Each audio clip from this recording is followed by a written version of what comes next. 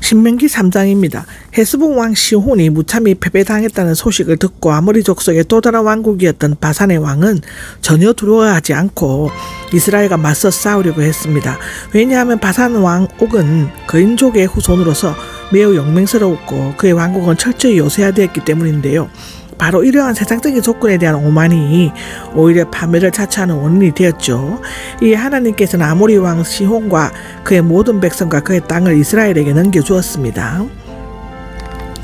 1절에서 11절까지 얘기는 바산왕 옥을 정복인데요. 바산왕 옥은 아모리 족속으로서 르바임, 거인족의 유일한 잔존사였다고, 체구가 매우 장대한 인물이었다고 창세기 14장에 기록되어 있죠. 그는 길리앗 북쪽 절반과 광활하고 비옥한 바산 지역을 다스리고 있었습니다. 특히 아르곱, 즉 서쪽 변경에는 그 족속과 마가 족속의 영토가 있었다고 하고요. 아르곱 지방에 있는 성읍들은 모두가 60개였다고 합니다. 모두 요새화되어 있었으며 성벽의 길이는 60km였고 높이는 9m 정도였다고 하고, 이중으로 된 성문은 두께가 45cm 정도가 되는 돌판으로 되어 있었다고 합니다. 이 견고하고 강성한 가나안 족속의 성체 규모는 가데스 비네아에서 정탐하러 갔던 자들의 간담을 서늘하게 했고 정복이 불가능하겠다는 보고를 하게 되죠. 그러나 아무리 강대하고 요새화된 바산이라 할지라도 하나님께서 함께 하시는 이스라엘과 싸운다는 것은 도저히 불가능한 일이었습니다. 결국 이스라엘은 헤스본에서 했던 것처럼 바산 왕국을 철저히 멸망시킴으로써 요단 동편의 비옥한 땅을 대부분 차지하였죠.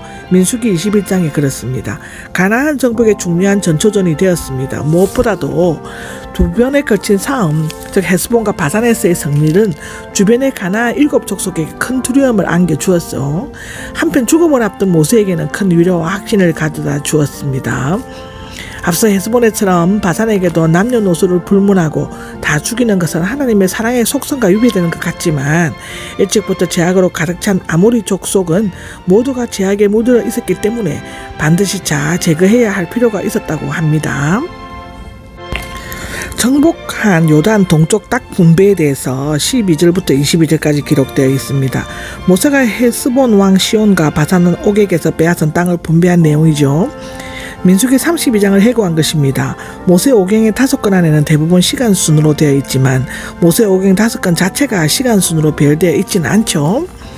세 지파에게 땅 분배를 했다는 것인데, 요단 동쪽은 원래 하나님께서 이스라엘 백성에게 허락한 땅이 아니었습니다. 헤스본 왕과 바산 왕이 먼저 공격해 오자 하나님의 도우심으로 부수적으로 얻은 땅입니다.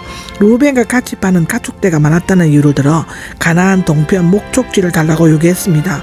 모세가 처음에는 거절했다가 루벤과 갓지파에게는 아르논 골짜기에서 야복강 사이에 있는 모든 성읍과 땅 을 므낫세 반 지파에게는 얌녹강 이북의 길리앗 북부 지방과 바산 땅을 분배하였습니다. 그러나 이곳 땅들은 비옥하고 목축하기에 좋은 것이었으므로 주변 국가들의 분쟁 지역이 되었으며 많은 고난과 시련을 겪게 하는 곳이었죠.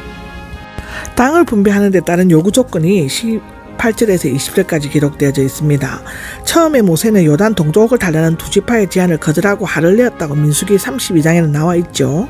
그 이유는 가데스 바네아에서와 같은 패배가 두려웠을 뿐만 아니라 모든 이스라엘 백성이 요단 서편으로 위험을 감수하고 가나안 정복에 나서려는데 안일하게 뒤에 남으려는 것처럼 보였기 때문이라고 합니다.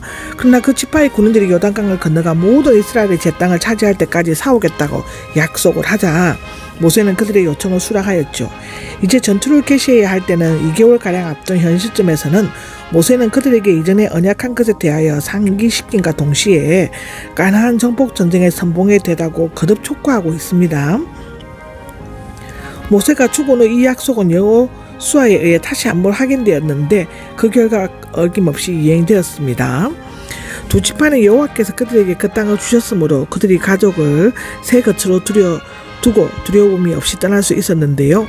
그리고는 요단강을 건너가 그들의 형제를 위해 용감하게 싸운 다음 그들의 가족에게로 돌아올 수 있었다고 합니다.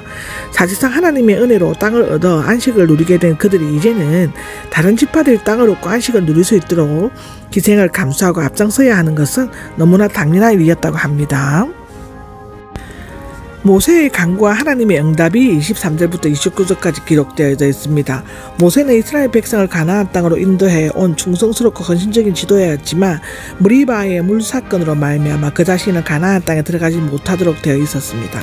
이제 요단강 동편을 정복하고 새 지도자 여호수아를 격려하는 가정에서 모세는 가나안 땅으로 들어가고 싶은 강렬한 마음이 생겨 겸손하면서도 간절한 자세로 자신도 가나안 땅에 들어가게 해달라고 간구하였습니다. 저 같아도 그렇게 하겠습니다. 얼마나 간절했겠습니까? 그러나 하나님께서는 지금까지 모세에게 베풀어 주신 은혜만으로 충분하다고 그의 소원을 거절하신 후에 그 땅을 보기만 하고 여호수아를 후계자로 세워 가나안 정복 전쟁을 완수하도록 지시하셨습니다.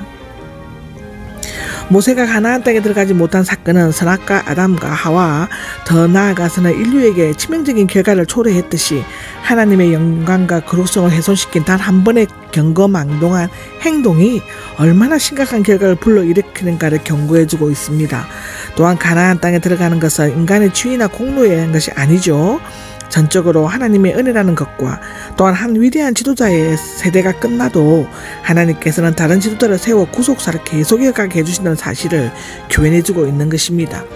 그래서 나 혼자 내가 잘났다고 하면 안 되는 것입니다.